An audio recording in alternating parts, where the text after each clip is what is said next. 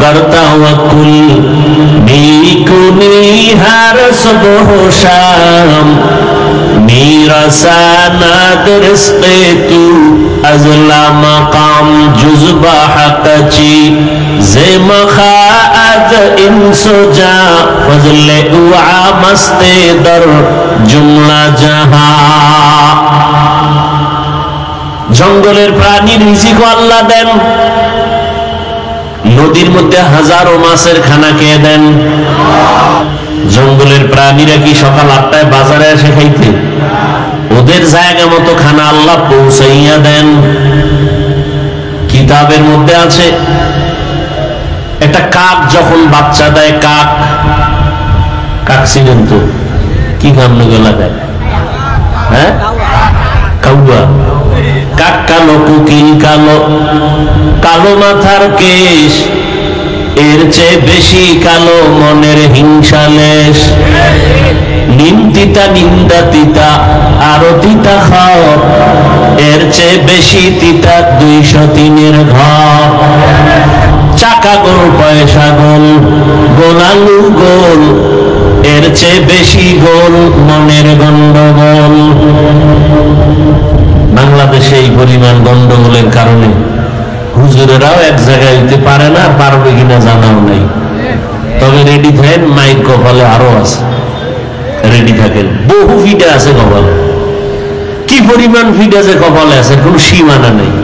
আর যদি ইমান টিমান বাদ দিয়ে চলেন, মানে দাবি করবেন মুসলমান, দাড়ি রাখবেন না, দাবি করবেন মুসলমান, সুদ খাইবেন, দাবি করবেন মুসলমান, পর্দা করবেন না, আপনার কোনো টেনশন নেই। আপনি দুনিয়ায় বাদশা, কিয়ামতে বিনা হিসাবে যান না কি? আর যদি কোন না মুসলমান দাবি করলে চাপাবাজি না, দাড়ি রাইখা মুসলমান দাবি করব, টুপি ওয়ালা মুসলমান হব, আল্লাহকে ধোঁকা দিব না, তাহলে রেডি থাকেন পিঠা খাওয়ার জন্য। আল্লাহ, দুনিয়ার অবস্থা বড় খারাপ। করোনা দিয়েই এই পৃথিবীটাকে মাজা ভেঙে দিয়ে গেছে এক করোনা, আর সোজা হবে না, আর জীবনে সোজা হবে না।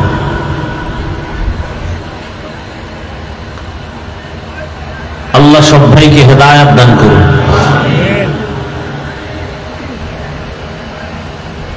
আপনারা তো মনে করেন স্বাধীন স্বাধীন স্বাধীন, না? কিসের স্বাধীন? স্বাধীনের ব্যাখ্যা কি? হুজুর বয়ান করবে, তার বয়ানে বাধা দিবে, এই স্বাধীন? মসজিদের খতিব সাহেব বয়ান করবে, বয়ানের উপরে রেস্ট্রিকশন আসবে, এই স্বাধীন? কিসের স্বাধীন? মহিলারা রাস্তায় নামছে কোরআনের ভুল ধইরা, যে কিছু কিছু জায়গায় আল্লাহ পাক ইনসাফ করে নেই, তাও ভুল ধরতে চায় আম্মা জানেরা। এরা এখন কমিশন গঠন করে, যারা বেশ্যাবৃত্তির লাইন নিয়ে দৌড়াচ্ছে, 24 ঘন্টা জেনার মধ্যে আছে, এগুলো লাইসেন্স চায়, যে এগুলো কাম বৈধ।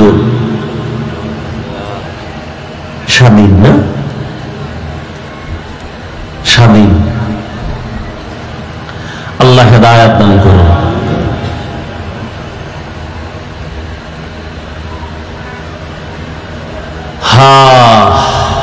আর আমাদের উলামায়ে কেরাম যাও এক হবে, ফেসবুকের গোলামদের কারণে অনেকটাই কাছে আসাও আসতে পারে না। এদেশে ফেসবুকের গোলাম যারা আছে, আলেমের দুশ্মন, কিছু হলেই ফেসবুকে লোকমা দেয়। হুজুর সতর্ক হয়ে যান, ফেসবুকে দেয় লোকমা, এবং বেয়াদব আছে না নাই? এই বেয়াদবদের কারণে উলামায়ে কেরাম কাছে আইসাও আসতে পারে না। আল্লাহ হেদায়েত দান করুন। সারা বাংলাদেশে বলি, আলেমদের বিরুদ্ধে যারা লেখালেখি করে, এরা মা বাবার অভিশপ্ত সন্তান, একটাও মা বাবার ভালো সন্তান না।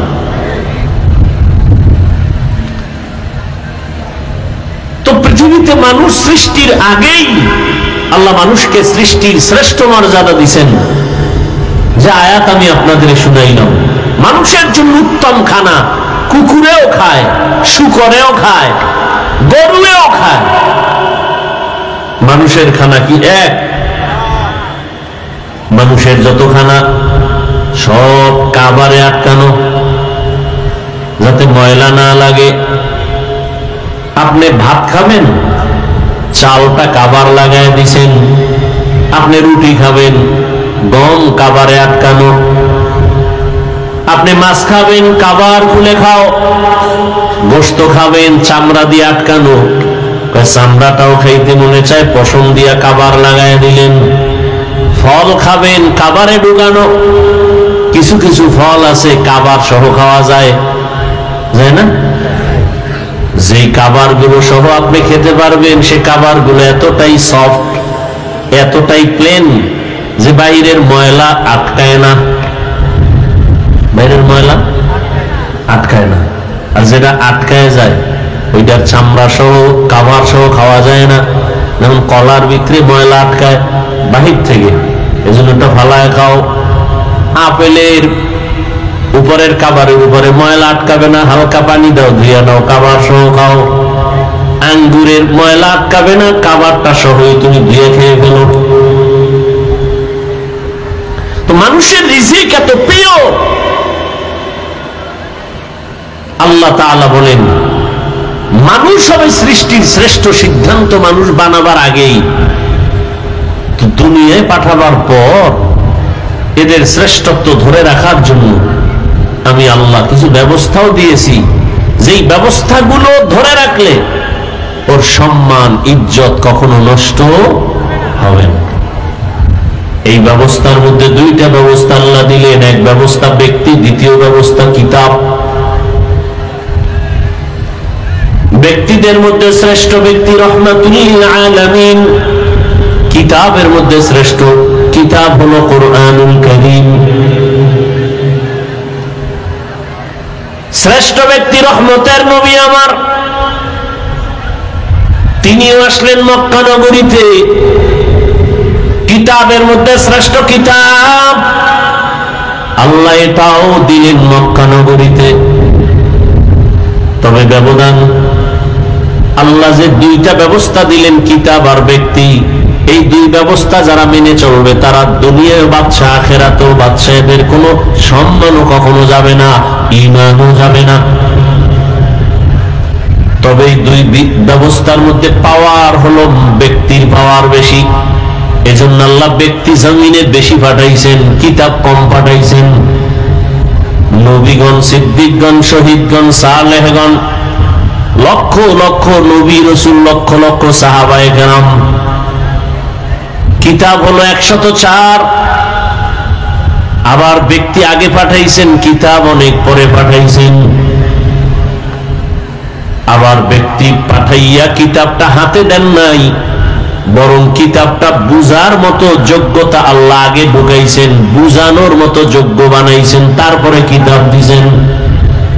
না হয় আমাকে এক প্রশ্নের জবাব আপনারা দেন, রহমতের নবীর মতো তো শ্রেষ্ঠ ব্যক্তি কেউ নাই। বলে কেমন শ্রেষ্ঠ? মেধার বেলায় শ্রেষ্ঠ, চেহারার বেলায় শ্রেষ্ঠ, গঠনের বেলায় শ্রেষ্ঠ, শারীরিক গঠন শক্তির বেলায় নবী শ্রেষ্ঠ। কেমন? কোনো তুলনা নাই। সেই নবী আমাদের তো এখন এমন যুগ আসছে, 1-1.5-2 বছরের বাচ্চা অনেক চালাক। রহমতের নবী তো তুলনাহীন ব্যক্তি। সেই রাসূলকে 40 বছর পরে কেন কোরআন দিলেন?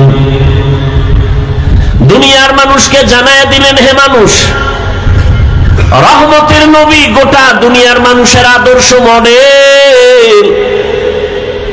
এমন আদর্শ রহমতের নবী তৈরি করলেন, কিয়ামত পর্যন্ত ওই প্রেসক্রিপশন দিয়া গোটা দুনিয়াটা চলবে, নতুন কোন আদর্শের প্রয়োজন হবে না। তবে যারা চালাকি করে মুহাম্মদের প্রেসক্রিপশন বাদ দিয়া নতুন কোন ডাক্তারের প্রেসক্রিপশন নিবে, এদের মরার আগে ধ্বংস চলে আসবে, আসতেছে, চোখের সামনে দেখতেছি। একমাত্র কারণ লোকটার বাড়ি আছে, গাড়ি আছে, টাকা আছে, তারপরও কেন জুতার বাড়ি খায়? একমাত্র কারণ মদিনা ওয়ালার আদর্শ নাই।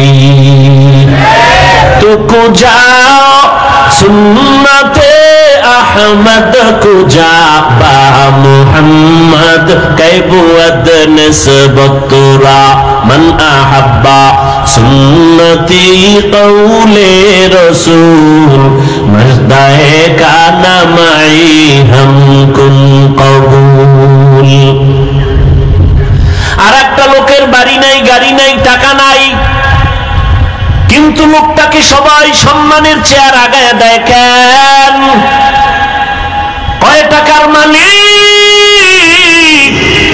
বলে কোনো টাকা নাই। কয়তলা বিল্ডিং? কয় বাড়ি নাই। ঘরের ভেতরে গ্রাম্য ভাষায় বলে উন্দুর ভরে আর মরে। কাজ করলে চুলায় আগুন জ্বলে না, করলে চুলায় আগুন জ্বলে না। এমন বান্দাটারে কেন সবাই মাথায় নিয়ে সম্মান করে চেয়ার আগায় দেয়? এর কাছে টাকা নাই, পয়সা নাই, বাড়ি নাই, গাড়ি নাই, কিন্তু এর কাছে আছে মদিনাওয়ালা নবীর আদর্শ। এজন্য নবী ১৫০০ বছর আগে চ্যালেঞ্জ দিয়ে গেলেন, ক্বালা রাসূলুল্লাহি সাল্লাল্লাহু আলাইহি ওয়া আলিহি ওয়াসাল্লাম তারাকতু ফীকুম আমরাইন লান তাদিল্লু মা তামাসসাকতুম বিহিমা কিতাবাল্লাহি ওয়া সুন্নাত রাসূলি। নবী বলেন, দুই জিনিস রেখে গেলাম, আঁকড়াইয়া যারা ধরবে এদের ঈমানও যাবে না, এদের সম্মানও যাবে না। এক হলো আল্লাহর কিতাব কোরআন, আর একটা হলো রহমতের নবীর জীবনের আদর্শ সুন্নাত। নবীর আদর্শ কি?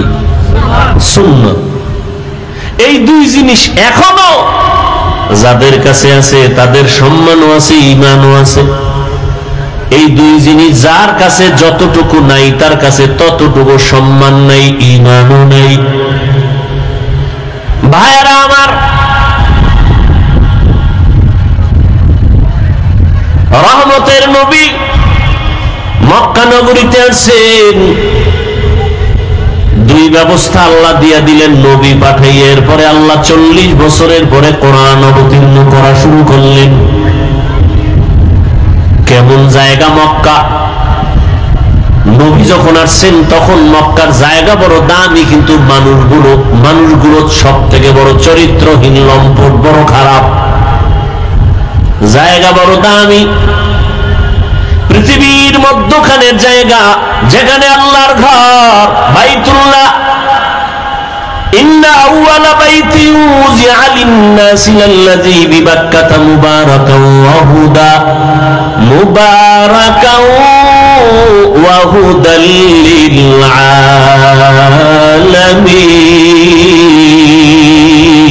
আলামিন। এমন একটা ঘর আল্লাহ বানাইলেন, পৃথিবী নামক গ্রহ আল্লাহ বানাইয়া প্রথম ঘর, এমন একটা ঘর আল্লাহ বানাইলেন যে ঘর হেদায়েতের ঘর, ইবাদতের ঘর, যেই ঘরের দিকে তাকাইলে সওয়াব, যেই ঘর শুধু দেখবে তাকায়া বাইতুল্লাহ সওয়াব, যেই ঘরের আঙ্গিনার মধ্যে বসে একবার যদি বলে আল্লাহ, ১,০০,০০০ বার আল্লাহ বলার সওয়াব, যেই বাইতুল্লাহর এরিয়ার মধ্যে বসে যদি একবার কেউ বলে লাব্বাইক, ১,০০,০০০ বার লাব্বাইক বলার সওয়াব, যেই এরিয়ার মধ্যে একটা সেজদা দিলে ১,০০,০০০ সেজদার সওয়াব। এমন একটা ঘরের পার্শ্বের মানুষগুলো চরিত্রহীন, চরন্ত খারাপ। কতটা খারাপ ভাষা নাই বলার, লজ্জার কারণ। এত খারাপ, নারী আর পুরুষ উলঙ্গ হইয়া একত্রে বাইতুল্লাহর দেওয়ালটাকে তাওয়াফ করে। কতটা খারাপ! অথচ মসজিদ দেখলে কোন হিন্দু মহিলাও যদি মসজিদের কিনারা দিয়া হেঁটে যায়, মাথার কাপড় টেনে দেয়, মসজিদ সম্মান করে।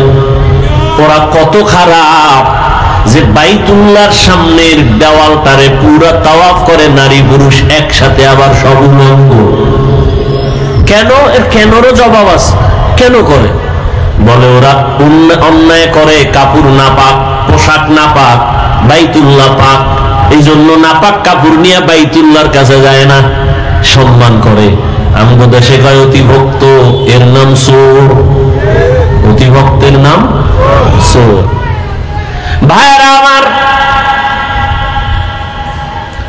শুধু তাই না, এরা কোন পশু জবাই করলে রক্তগুলো বাইতুল্লাহর দেওয়ালে মেখে দেয়, মনে করে এটা বরকত। তাহলে আমার জবাইটা কমপ্লিট কবুল হয়ে গেছে।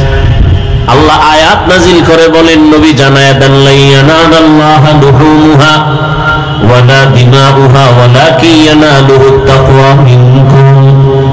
এই পাপিষ্টরা, তোদের রক্ত আর গোশত আমার কাছে দাম নেই, আমার কাছে একমাত্র দাম হলো তোর অন্তরের তাকওয়া, ভয়। কুরবানিটা দাও গোশত বেশি খাওয়ার জন্য নাকি আল্লাহকে খুশি করার জন্য? এটা আমি দেখার, এটাই তোর কোরবানির মূল। কত বড় গরু কোরবানি দিলা, কত কেজি গোশত হলো, আমি আল্লাহ এটা দেখি না, আমি দেখি তোমার অন্তরের মধ্যে আমি আল্লাহর ভয় আছে কিনা। हर के दाम खौफे हकदार दिल मदम जन्नतुल मअवा बेहद उरा मकाम। মক্কার মানুষ আর কত খারাপ, বলে ওরা নারীদের পছন্দ করে না। বিধবা নারী সমাজের বাইরে। আম্মা জানেরা মাসে যখন অসুস্থ হয় বিছানা আলাদা করে দেয়, ঘৃণা করে। কন্যা পছন্দ করে না। ছেলে হলে বাবা খুশি, বড় ঈদের আনন্দ করে। মেয়ে হলে বাবা দরজা লাগায়া ঘরের মধ্যে থাকে, বাইরে যায় না, লজ্জা। কন্যা হইছে এই ভয়, এই লজ্জা। রহমতের নবী আসছেন, এত খারাপ জায়গায় রহমতের নবীরে আল্লাহ পাঠাইলেন কেন?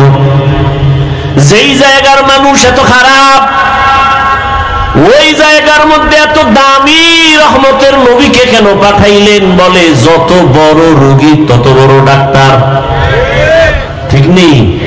ইমামুল আউয়ালিন আল আখিরিন বহরে সাদকা রাহমাতাল লিল আলামিন সাইয়্যিদুল কাউনাইন খাতমুল মুরসালিন আখির আমদ বুদে ফখরুল আউয়ালিন শুদ ওজুদাস রাহমাতাল লিল আলামিন মসজিদে উশুদ হামারা ये जमीन।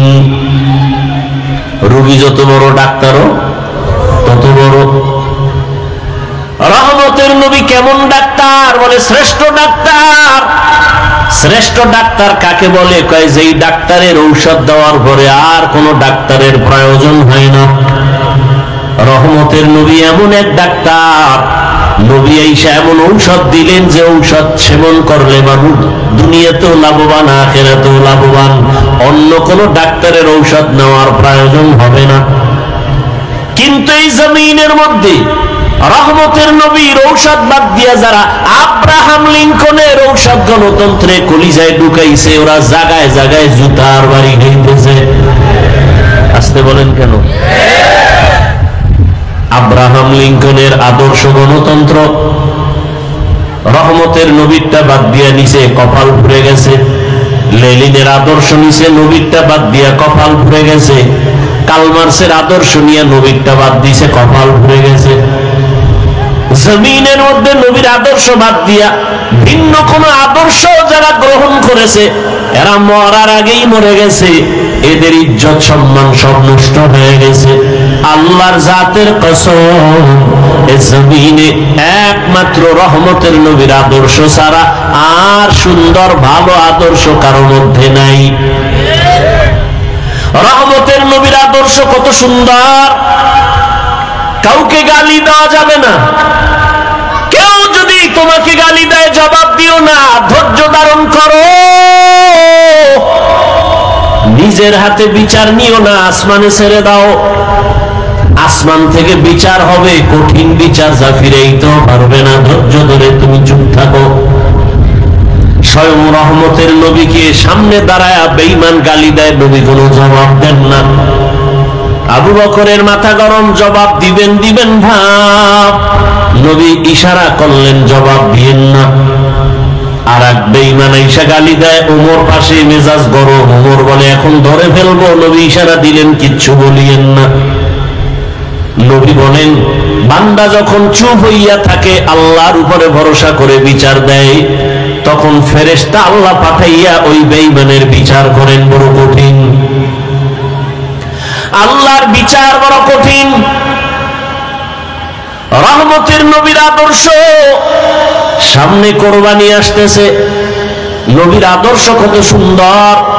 বলে শুধু মানুষ মানুষইয়া কষ্ট দিবে এতটুকুই না, বলে কোরবানি যারা দিবা একটা পশুর সামনে আর একটা পশু জবাই করবা না, অন্য পশু কষ্ট পাবে।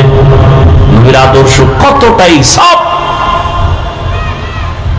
কোন পশুকে শোয়াইয়া রাইখা জবাই দিতে দেরি করবা না, কষ্ট পায়। এক পশুর সামনে অন্য পশু জবাই করবা না, কষ্ট পাবে। তাহলে একটা পশুর কষ্ট রহমতের নবী বরদাস্ত করতে পারেন না। সে জায়গায় মানুষ হইয়া মানুষের কষ্ট দিলে তা কেমনে বরদাস্ত হবে? কিন্তু কপাল বড় খারাপ, এমন যুগে জমিনে জন্ম নিলাম, এমন সমাজে যে একটা কুকুর মারলে মানুষ কষ্ট পায়, কিন্তু মানুষ জবাই দিলে কষ্ট পায় না। কপাল বড় খারাপ। রহমতের নবীর আদর্শ এতটাই সুন্দর, জীবনে নবী একটা মিথ্যা কথা বলেন নাই, ঘোষণা দিলেন মিথ্যা বলবা না, হারাম। নবীও বলেন নাই, কাউকে বলার অনুমতিও দেন নাই। নবী কতটা সরল। মসজিদে নববীর মধ্যে বসে আছেন, শরীরের মধ্যে একটা জামা লাগানো, হঠাৎ একটা বাচ্চা ইসা ডাক দিছে দরজার সামনে, ইয়া রাসূলুল্লাহ, আমারে আম্মু পাঠাইছে। আম্মু কি চাও? আমার আম্মু একটা জামা চাইছে, কুর্তা। নবী বললেন আমার কাছে এক্সট্রা কুর্তা নাই, জামা নাই। বাচ্চা চলে গেল। কিছুক্ষণ পর আবার ঘুরে দিয়ে ঈশা বলেন, ও দয়ার নবী, আপনার শরীরের মধ্যে যেই জামাটা আছে আমার আম্মু সেই জামাটাই চেয়েছেন। রহমতের নবী কেমন দয়ার নবী, নিজের জামাটা খুইলা দিয়ে দিছেন, খালি বডি নিয়ে নবী বসে আছেন। আপনি দিবেন? এই নিজের খানা অন্যকে দিবেন? এই মানুষ তো জমিনে নাই, নিজের গায়েরটা খুলে দিবে এমন কেউ নাই। রহমতের নবী নিজের গায়ের জামাটা খুলে দিলেন, খালি গায়ে বসা। হযরত বেলাল আসছেন আযান দেওয়ার জন্য, নজর পড়ে গেল রাসূলের দিকে, শরীরে পোশাক নাই, নবীর গায়ে জামা নাই। বেলাল লজ্জায় অন্য দিকে চলে গেলেন। জিবরাইল এসে হাজির, আয়াত দিয়া দিলেন, ও নবীকে জানায় দাও, জিবরাইল জানায় দাও, নবী যেন এত বেশি দান করে না যাতে লজ্জা পেতে হয়, আবার এত বেশি হাতটাকে যেন মুষ্টিবদ্ধ করে রাখে না যাতে বদনাম হয়। সূরা বনী ইসরাঈলে আয়াত দিয়ে আল্লাহ পাঠায় দিলেন। রহমতের নবী কতটা আদর্শওয়ালা নবী আমার। রহমতের নবীর আদর্শ দেখে মক্কার সব বেঈমান পাগল হয়ে গেল। এর মতো ভালো একটা সন্তান নাই। দীর্ঘ 40টা বছর নবীজির আদর্শ দেখা সব কুফর, সব কাফের, সব মুশরিক মূর্তি পূজা করে। নবী কি এগো বলছে সি সি কাছে আসবা না? বলছে? কথা বলেন না কেন? আপনি কি করেন? আপনি তো মুশরিক তো দূরের কথা, কাফের তো পরে, খালি মাঝে মাঝে নামাজ ছাড়ে। এর দিকে আপনি দূর দূর দূর, তুই বেনামাজি আসবি না কাছে। আমনের নামাজ কবুল হইছে গ্যারান্টি কি? এত মাস্তানি ভাব কেন?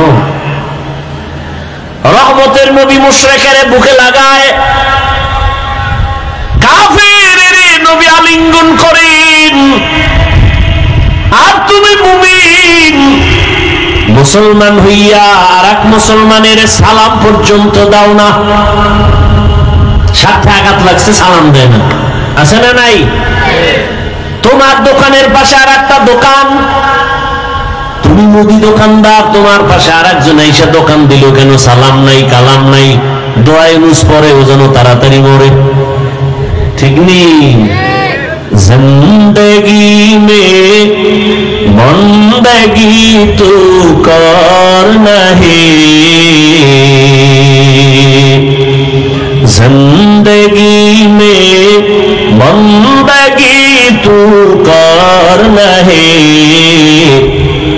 जिंदगी बे बंदगी शर्मिंदा है, जिंदगी बे बंदगी शर्मिंदा है। यहाँ हम सब मुसाफिर दिल ना लगा, अहले दिल की नजर से रूह करता जा, शाह दौलत सब फकीर गर नेक नहीं, शाह दौलत सब फकीर गर नेक नहीं, जिंदगी में बंदगी तू कर नहीं, जिंदगी बे बंदगी शर्मिंदा है, जिंदगी बे बंदगी शर्मिंदा है। দেখেন না তাকাইয়া কত হিংসা। মসজিদের এক ইমাম সাহেব নতুন মসজিদে আসছে, মুসল্লি বেড়ে গেছে, আর একজনের কাছে বড় কষ্ট লাগে, ও তো মুসল্লি কেন? ঠিক নেই? এক দোকানে কাস্টমার বেশি, অন্য দোকানওয়ালার মনে কষ্ট, ওখানে কাস্টমার এত বেশি কেন? ওরে আল্লাহর বান্দা, মুসলমান হইয়া মুসলমানকে সহ্য করতে পারে না, এমন আদর্শ আপনার আমার। যদি সহ্য করতে পারতেন, ফেসবুকটা খুইলা বেঈমানের বিরুদ্ধে কথা বলা হতো। মুসলমান হইয়া মুসলমানের বিরুদ্ধে কোনোদিন কেউ কথা লিখতে পারত না, কিন্তু কপাল কত খারাপ এই জাতি, শুধু মুসলমানের বিরুদ্ধেই লেখে না, এই জাতি যাদেরকে দেখা জান্নাতের পথ পাবে ওই ওলামায়ে কেরামদের নাম নিয়ে নিয়ে ফেসবুকে লেখা। এমন কিছু কুলাঙ্গার বেয়াদবেরা তারা সতর্কবাণী দেয়, হুজুর আপনি সতর্ক হইয়া যান, আমার লেখা এজন্যই দিলাম, সতর্ক করলাম। ওরে তোর মতো বেয়াদবের অধিকার নাই, একজন আলেমের ভুল ধরবি, আলেমের লোকমা দেওয়ার জন্য আলেম আছে, আলেম ছাড়া আলেমের লোকমা দেওয়া এটা লোকমা নয়, বড় গাদ্দারি আর বেয়াদবি।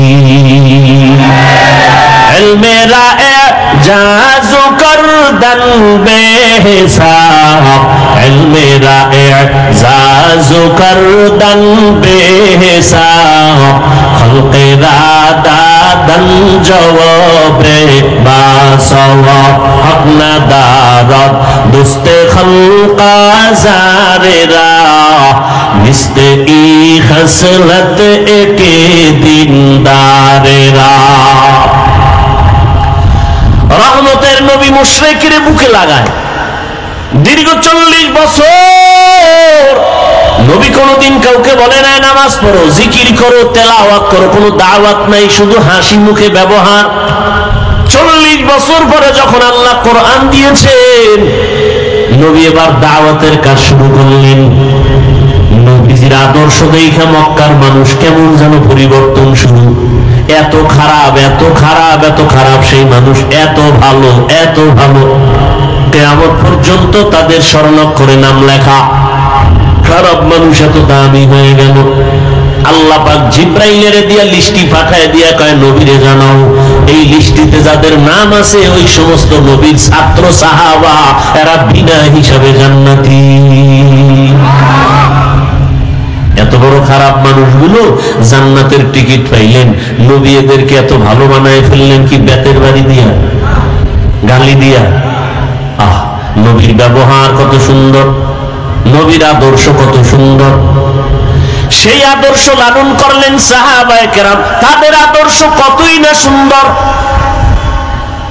রহম দিলওয়ালা নবী আমার,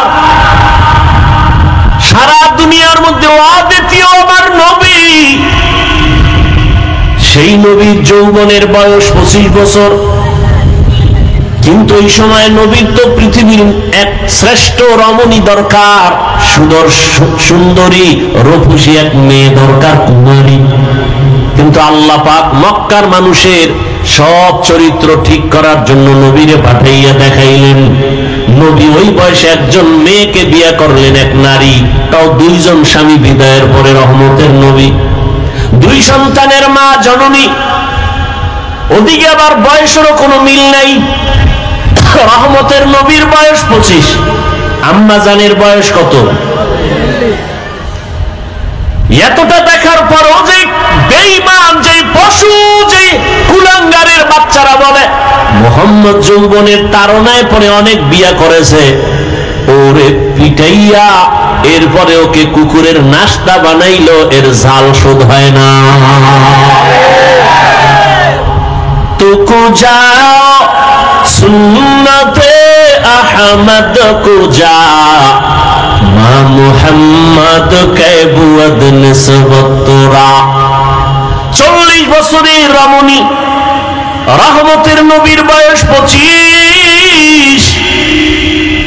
ও পর্দার আড়ালের শিক্ষিতা আম্মা জানেরা, আজ আপনার মতো কত মা ঢাকার শহরে স্লোগান দেয় ইসলাম নাকি নারীর অধিকার দেয় নাই, সম্মান দেয় নাই। আবার এদের সাথে কিছু নাস্তিক কুলাঙ্গার চরিত্রহীনেরাও তাল মিলে। আল্লাহর জাতের কসম,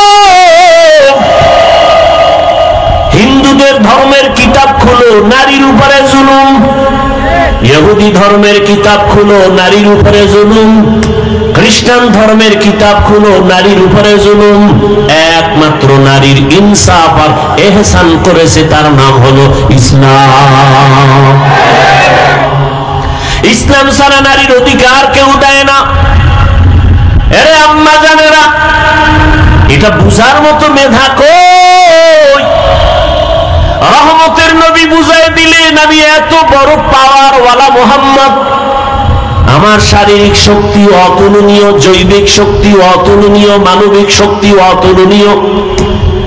আবার 25 বছর বয়সে আমি 40 বছরের এক রমণীকে বিবাহ করেছি, তাও আবার 2 স্বামী বিদায় হয়ে 3য় স্বামী আমি, তাও আবার নিঃসন্তান না, 2 সন্তানের জননী। আবার তার গর্ভ থেকে আল্লাহ আমাকে 4টা কন্যা দান করেছেন। খাদিজাতুল কুবরার গর্ভ থেকে 4 কন্যা। নবী বলেন আমার একটা ছেলেও নাই, আমি 4 কন্যার বাবা। রহমতের নবী বলেন, ও দুনিয়ার বেঈমান মক্কার মুশরিক, তোরা কন্যা পছন্দ করো না। কন্যা হলে বাবা কষ্ট পায়, বউরে গালি দেয়। 1500 বছর পরেও এমন কিছু কুলাঙ্গার আমগো সমাজে এখনো আছে। ছেলে হলে খুশি হয়, মেয়ে হলে কষ্ট পায়। কথা বলেন না কেন? নাই, বউরে গালি দেয়। সব মাইয়া কেন? তুমি বউ দিছে, এই দোষ বউয়ের। যদি তুমি দোষ খুঁজতে চাও তো দোষ তো তোমার। এখানে তো বউয়ের দোষ না, দোষ তো তোমার। তোমার রেখে দেওয়া আমানত স্ত্রী বহন করে, তাকে পুরস্কার দাও। আল্লাহ কয় কারো দোষ না, সব কুদরত কার?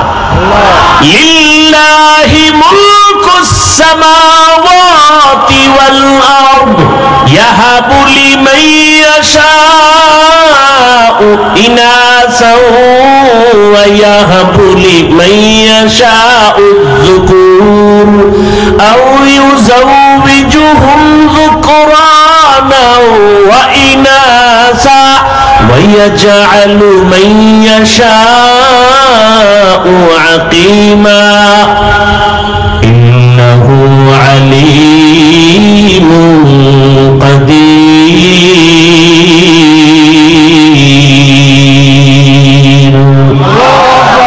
আল্লাহ বলেন আসমান জমিনের ক্ষমতা কার? আল্লাহ বলেন আমি চাইলে কাউকে ছেলে দেই, কাউকে মেয়ে দেই, কাউকে দোনোটা দেই, কাউকে কোনোটাই দেই না।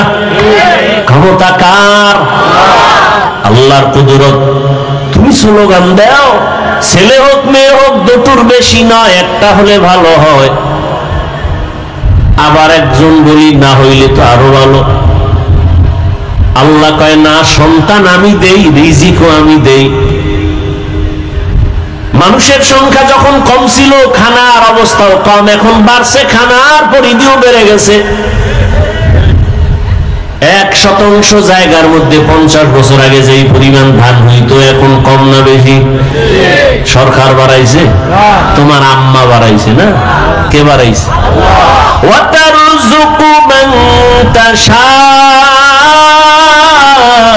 বিগাইরি হিসাব।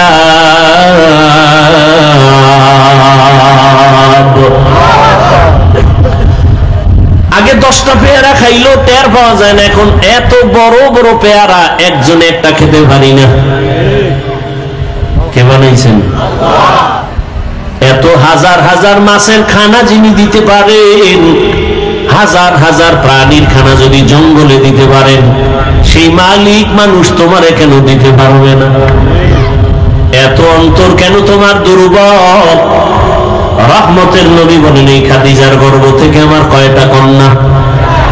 4 কন্যা, আমার কোনো ছেলে নাই।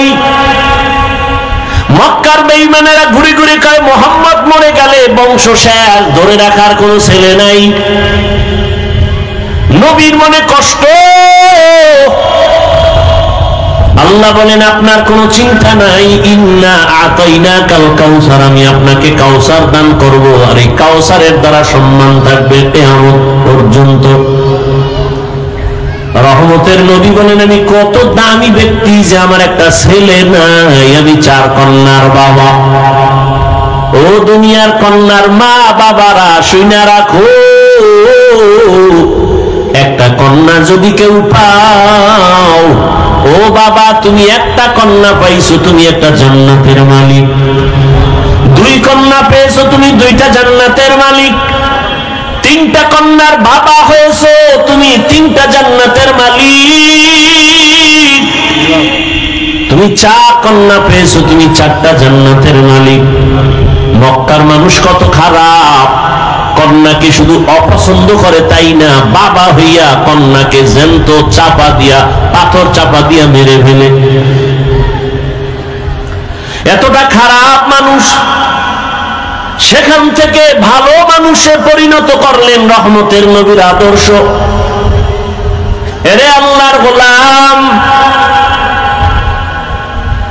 হাসরের ময়দান এত কঠিন, ওই সময় যদি আমার আল্লাহ জিজ্ঞাসা করেন, হাজারো কোটি কোটি কোটি কোটি মানুষের ভেতরে আমি আজ একজন মানুষ চাই যে সবার সামনে পুরস্কার দিব, কোন মানুষ? বলে যেই মানুষটা প্রথম আমার হাবিবের হাতে কালেমা পড়েছো, দাঁড়াও। আম্মা জানেরা ভালো করে খেয়াল করেন, হাসরের ময়দানে প্রথম আল্লাহ যদি জিজ্ঞাসা করেন নবীর হাতে কে কালেমা পড়েছো, দাঁড়াও, একজন পুরুষও দাঁড়াবার ক্ষমতা রাখবে না। ওই সময় রহমতের নবীর হাতে কে প্রথম কালেমা পড়েছে, এই প্রশ্নের জবাবে একজন নারী দাঁড়ায় বলবে, হে আল্লাহ, তোমার এই কথা আমি সেই ব্যক্তি, একজন নারী প্রথম মুহাম্মদের হাতে কালেমা পড়েছি, আমি প্রথম নারী, ইতিহাসের পৃষ্ঠায় আমার নাম খাদিজা। নারীর সম্মান কি পরিমাণ ইসলাম দিয়েছে বুঝাবার সময় নাই রে বাবা। কিন্তু আজকে যারা বলে নারীর সম্মান দেয় না, ওরা কি চায়? ওরা চায় নারীদের বেপরদায় নামাইয়া ভোগের সামগ্রী বানাবে, জেনা বেবিচার কইরা পুরা দেশটাকে বেশ্যাপাড়া বানাতে চায়।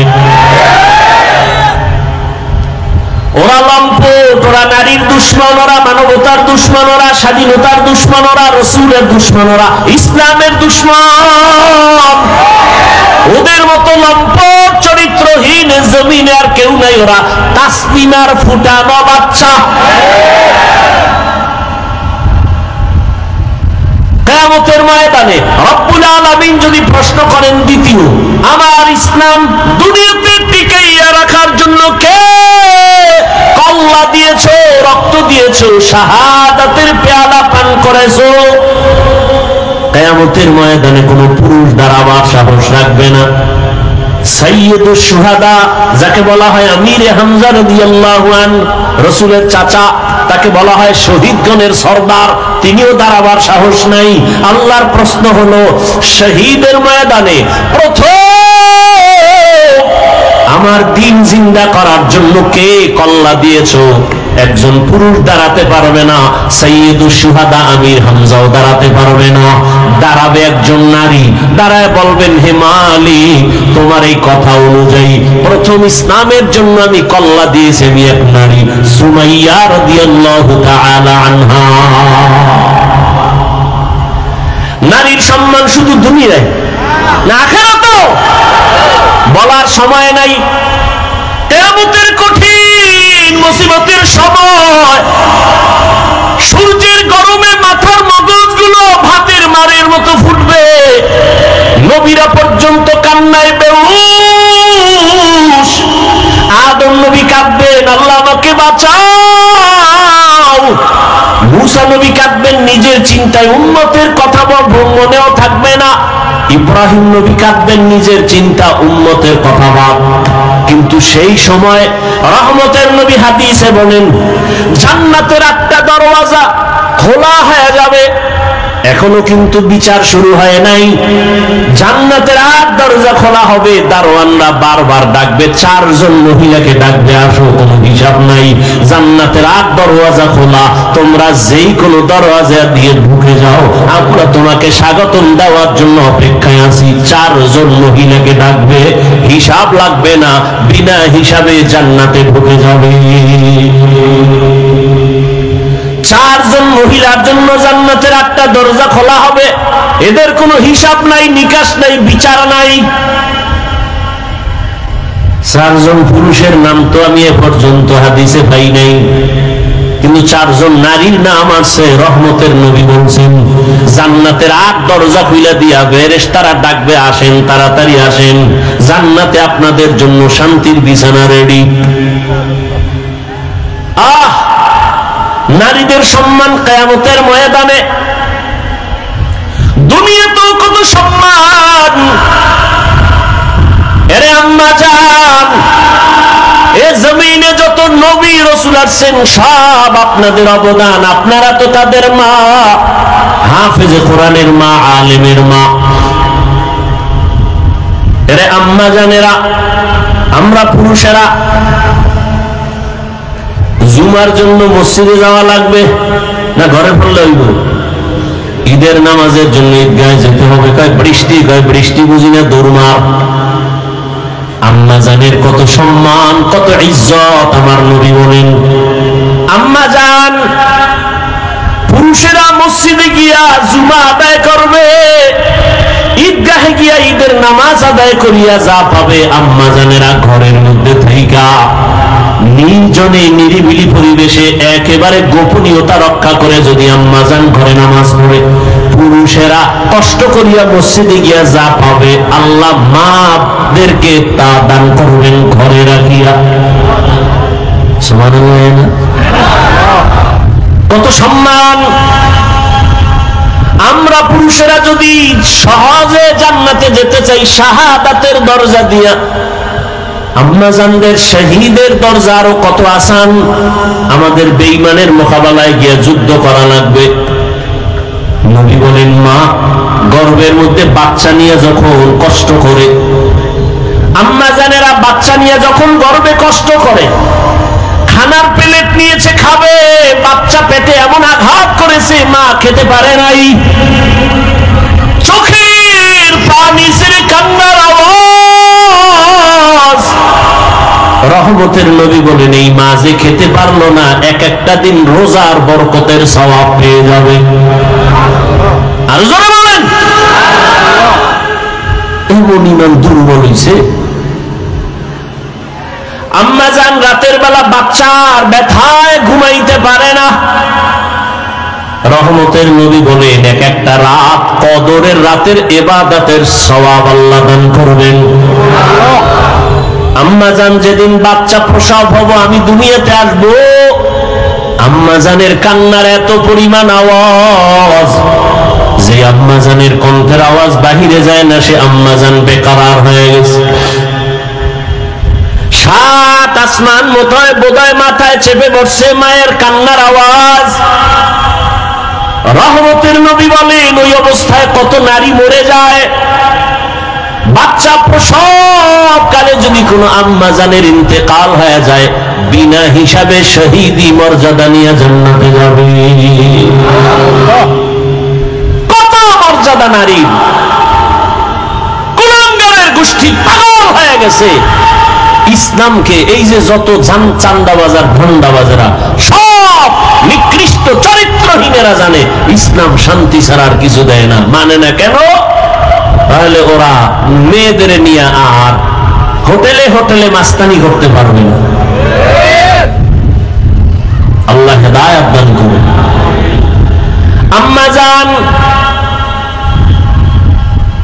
কতটা সহজ আপনাদের জন্য আল্লাহ করে দিয়েছেন। কিয়ামতের ময়দানে যদি আল্লাহ জিজ্ঞাসা করেন আমার দ্বীন হেফাজতের জন্য কে হিজরত করছো, প্রথম দাঁড়াও। হাসরের ময়দানে একজন নারী পুরুষও দাঁড়াতে পারবে না, একজন নারী দাঁড়ায় বলবেন হে আল্লাহ, দ্বীন হেফাজতের জন্য প্রথম আমি হিজরত করেছি, জন্মভূমি ত্যাগ করেছি, আমি এক নারী। রহমতের নবীর মেয়ে রুকাইয়া রাদিয়াল্লাহু তাআলা আনহা, উসমান রাদিয়াল্লাহু আনহুর বিবি।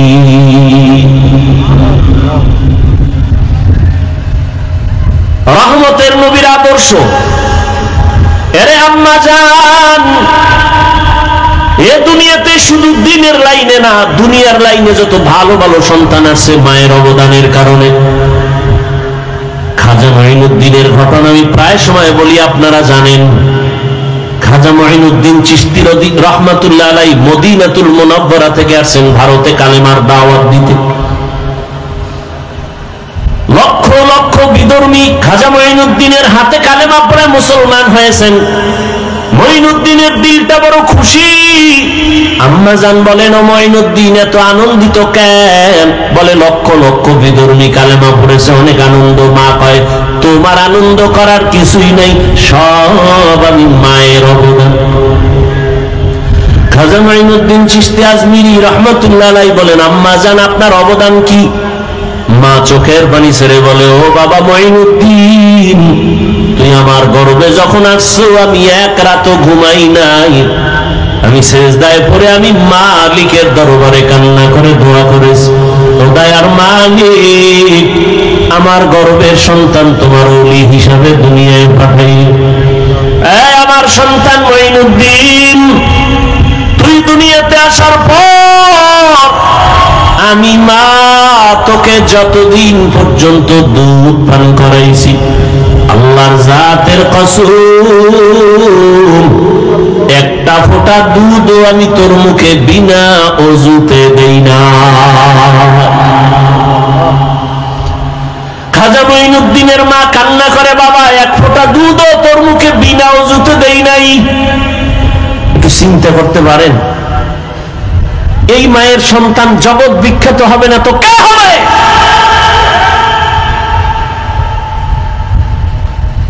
কে হবে এর সন্তান? জগৎ বিখ্যাত হবে না তো কে হবে? এরে আম্মা জান, এই জন্যই তো বাবার তুলনায় মায়ের আদর্শ আরো বেশি ভালো হতে হবে। কারণ একটা সন্তান বাবার থেকে মাকে ফলো করে বেশি, মায়ের কাছে সময় কাটায় বেশি। একটা সন্তান বাবার কাছে সময় বেশি কাটায় না মায়ের কাছে? আর মা যা করে তা ফলো করে। এজন্য দেখবেন যেই ঘরের মা নামাজি, আজান যখন হয় মা কাপড় টেনে দেয়। দেখছেন কি? যখন আজানের আওয়াজ পায় যত বড় উল্টা পাল্টা মহিলা হোক না কেন কাপড় টেনে দেয়। পাশে একটা বাচ্চা ও দেখে দেখে শিখতেছে। একদিন কাপড় টান দিছে, মা কয় গুনা গুনা টানিস না, গুনা। বাচ্চা তো গুনা বুঝে না। হঠাৎ একদিন আজান চলতেছে, মায়ের কাপড় উঠাইতে মনে নাই, বাচ্চা কাপড় টেনে দেয়, এখন আর মা উঠায় না। আম্মু গুনা গুনা গুনা, ঠিক নেই?